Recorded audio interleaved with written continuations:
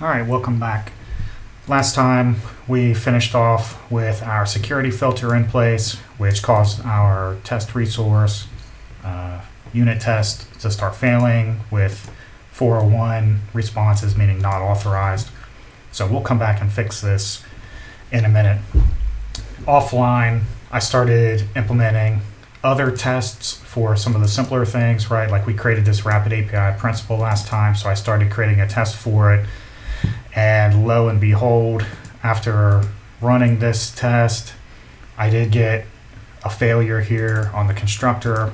This one says that it's actually returning null, and that's because I never did actually update this to user. So it just goes to show it doesn't matter how many years of experience you have or whatever, even the simplest classes can have bugs like this one. So yeah, good thing we went back and added tests. I also updated the subscription test to pass in a null here. That was something that wasn't being tested, and that one works okay.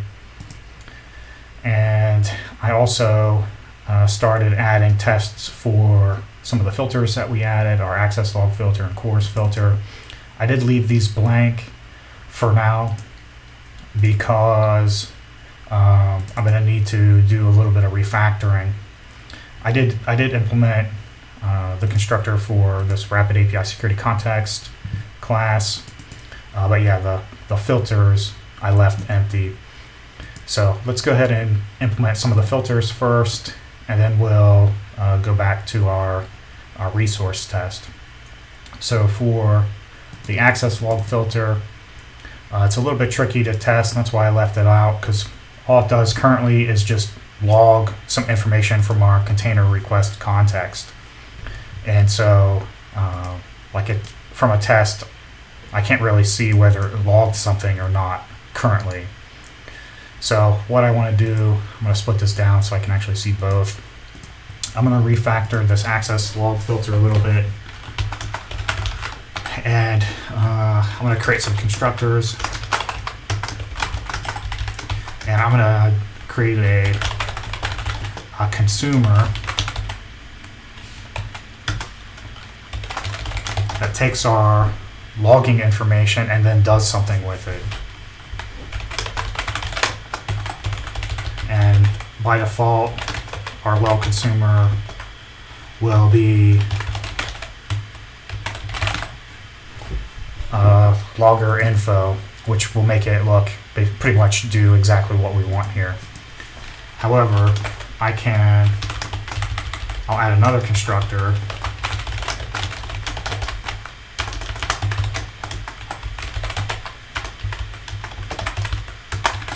I can pass in a consumer to do whatever I want. And I can actually pass in logger info into this consumer and have it set down here. Okay, so now instead of actually invoking logger.info directly, I can say log consumer.accept, and I'm losing my string interpolation by doing that because logger.info accepts a bunch of parameters, but I'm gonna have to say we'll do string.format. We'll turn these braces into %s, and so that way we'll use string.format to build our string instead of using logger interpolation. So now I can test this filter by passing in my own consumer. We can say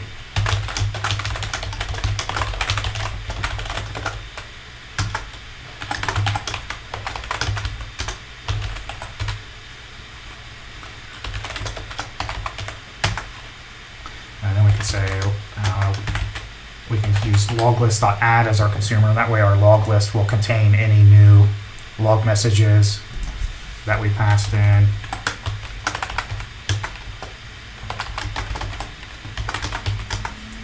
And then once we call this, right, access log.filter, I'm gonna say null for now, but we'll fix this in a minute. Then that should result in assertions. Our log list size should be 1.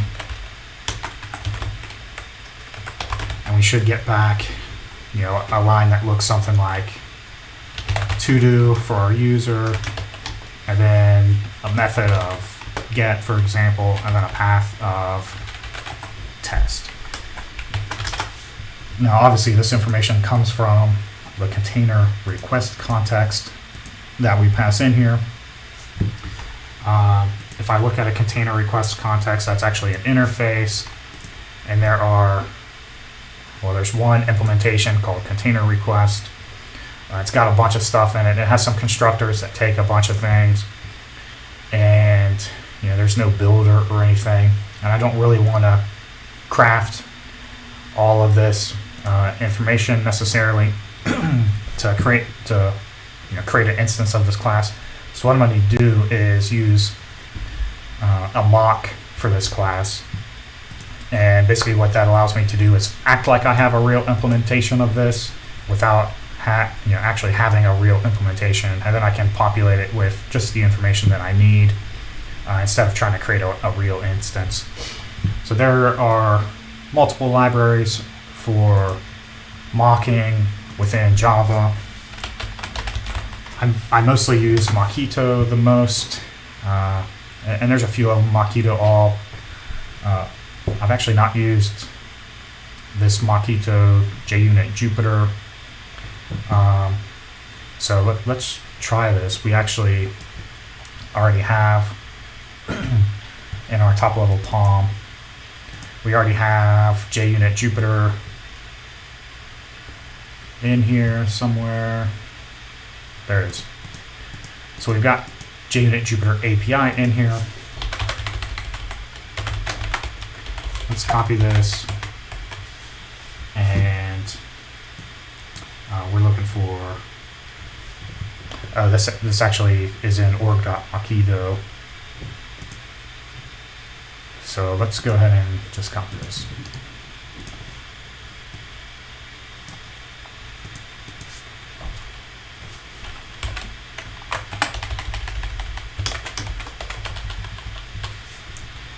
All right, so now we have our dependency with a version. We're going to need to use this in our tutorial REST module. So let's bring this dependency in here. Put it right here. We don't need the version.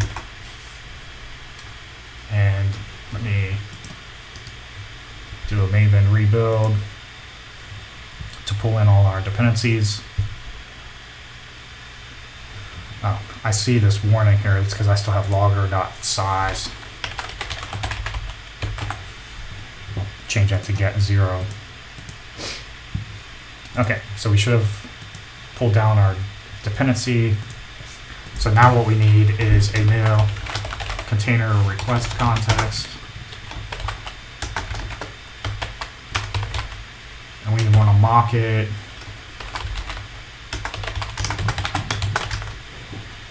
Okay, so now it's asking us to import this mockito.mock static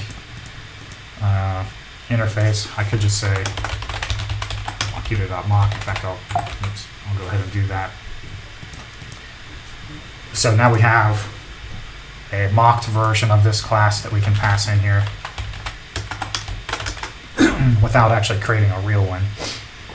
So now our filter here does call a couple methods on it, so we need to provide information when those methods are called. So for example, mockito.when container request context.get method, then return, and we'll say get, because that's what we have down here in our expected output. Now for get URI info, this actually returns a URI info object. So I need to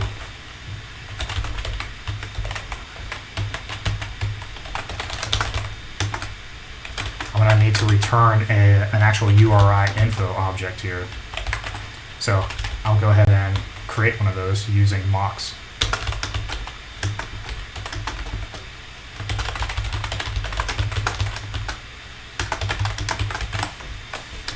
it did look like that's an interface, which means we can mock it. You can't mock some things like final classes, but in this case, URI info is an interface, so we can mock it. We're invoking the get absolute path method, which returns a URI. So let's go ahead and add that.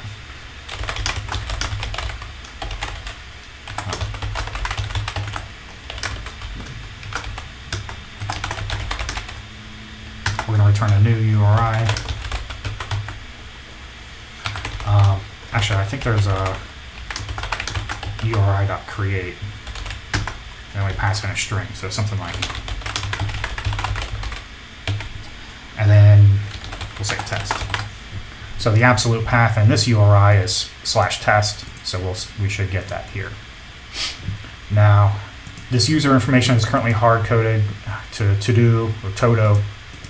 So at some point, we'll need to pull that security context out of our container request context so that we can actually pull out the user information from it. In fact, let's go ahead and do that.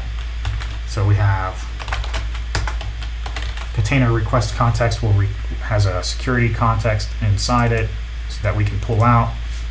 Now, after our security filter has run successfully, we are setting that request context security context to our rapid API security context, which will have a principal inside of it. And we can get the username from out of that principal. So from here, now, depending on whether the security filter has been added and all that, we'll have to verify all this information actually exists. So let's do stream.of. This will let us do some filtering and processing to make sure the security context is valid. So we want our context to be an instance of a rapid API security context, and then we'll map it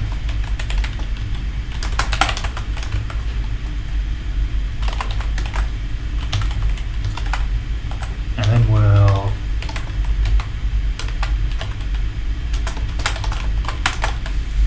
we want the user principal. Let's make that a lambda. And then from that, we want to get the user from our principal. And then, well, let's make sure it's not null as well.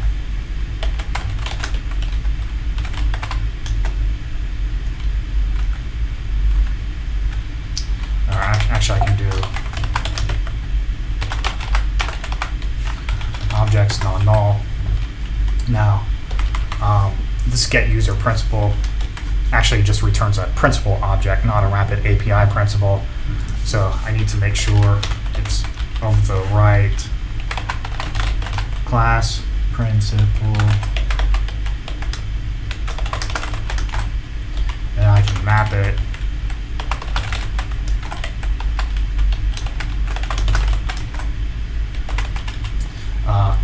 I don't need the objects non-null because it will only match this instance of if it's not null, so I can get rid of that. All right, and now this will be our, if we have one, then we'll get an optional user from this. Or else, oops, we can say just question mark, we don't know who the user is. And we can get rid of this, delete some of these empty lines. All right, so now our user should be question mark if we don't actually have a security context, or if it's the security context isn't a rapid API security context, or if that context doesn't have a principal, or if that principal is not the right type, blah, blah, blah, all the way down. And if everything's correct, then we'll get an actual username here. So for now, I'm just going to not have a user, which means for a security context, this get security context will return null since I didn't specify it on my mocked object. So I should get a question mark. So I can change this to say test filter, no user, and we'll go ahead and run this.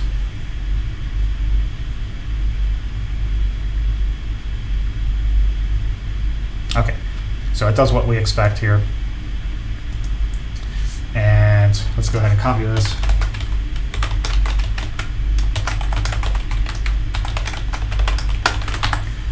And we can say test filter with user. Now we're going to have a lot of duplication here, which we could simplify into a combined test method,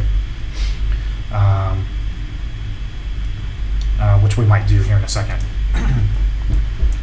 Maybe I'll do that offline, and then just point to it in the next video. Okay, so we need a get security context, and we'll return a security context, and we'll need to mock a security context.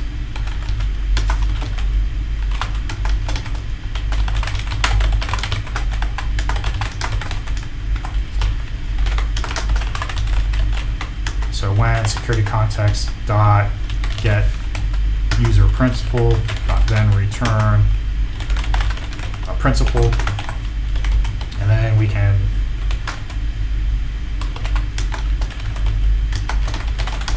create a new Rapid API principal with our secret, our user, and then our subscription, the basic. Okay, so now this Rapid API principal will be in there. Now we could have had a bunch of tests checking for each of these various conditions, right? Put in the wrong type of security context, pass in the wrong type of principal, all that. I'm going to skip that for now. And we'll just do this. We're expecting user here instead of question mark.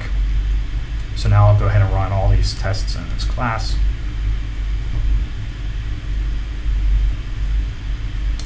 Okay, oops.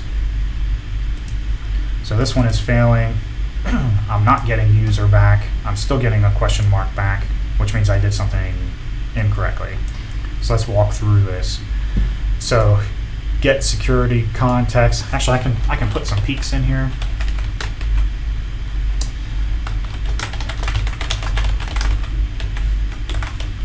I can do something like this, and then I can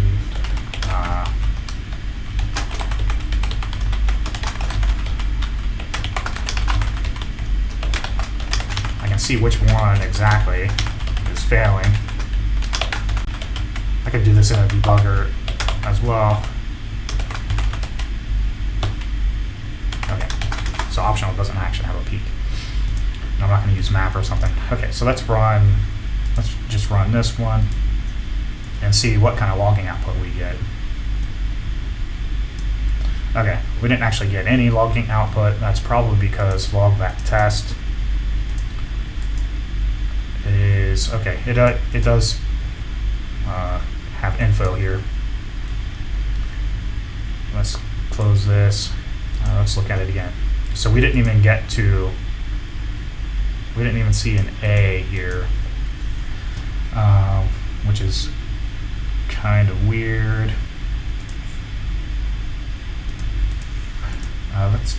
Let's walk through this in a debugger. Oh, now potentially